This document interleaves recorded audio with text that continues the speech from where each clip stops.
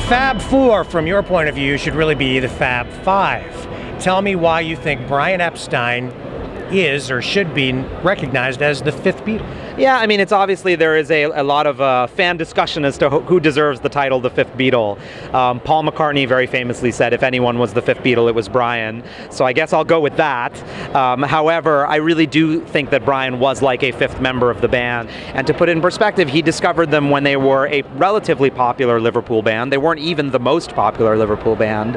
And they had some fans in Hamburg as well, but that was it. You know, no record label wanted to sign them. Everyone said guitar bands are on the way out. The public won't believe a band that has two lead singers. A number of reasons why the Beatles weren't going anywhere. Ed Sullivan wouldn't have dreamed of booking them. Brian was the guy that believed.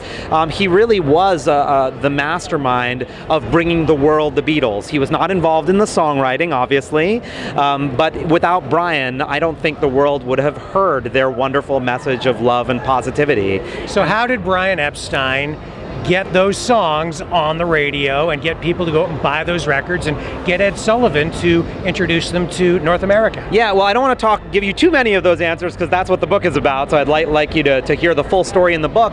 But, you know, first of all, it started with his love for the band, his persistence, his belief in them. Ed Sullivan wanted nothing to do with the Beatles. He thought that a British band and a band that had performed for the Queen was a novelty act.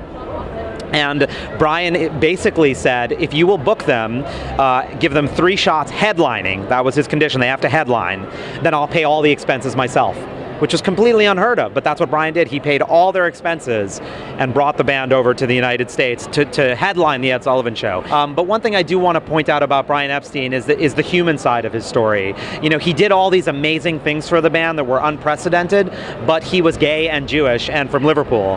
And in the 1960s, those were 3 significant obstacles. So Brian, in a lot of ways, was the ultimate outsider. So tell me about the artwork and the inspiration that was the catalyst for all of this. The book is primarily painted by Andrew Robinson, who's a wonderful comic book artist. He loved the project, he loved the script, and saw that we had a chance to do something really special here. So he was willing to devote to doing the entire book as a painted book. So every single page is a canvas painted work. It's a really special artwork, and there really is ageless music. So how does it feel to be part of that now? Oh, it's a dream come true. You know, I discovered the Brian Epstein story when I was in business school, which was about 21 years ago. And initially, I was looking for a business blueprint. I was a business student. I wanted to learn those things about how he got them the record deal, etc. But what I uncovered in his human story, as I said, how I could relate to that sense of being an outsider, that's what really struck a chord for me. So it's really a very personal story for me. Well, you've got a great trailer online, and if people want to find out more information about this, or if they want to buy a copy, how can they do that? Yes, thank you for asking. We have a website at fifthbeatle.com where you can see the book trailer. I'm very proud of it, and the book is coming out on November 19th on Dark Horse. So yeah, please support and pre-order a copy and check us out on the web at fifthbeatle.com. I guess what I'm going to have to do now is go pull out my old Corvette and throw in some Beatles tunes. Right on. Crank it up. That's the way to do it. Right, yeah. Thank you very much for joining us. Thank you so much for having me. I appreciate the support. Our privilege.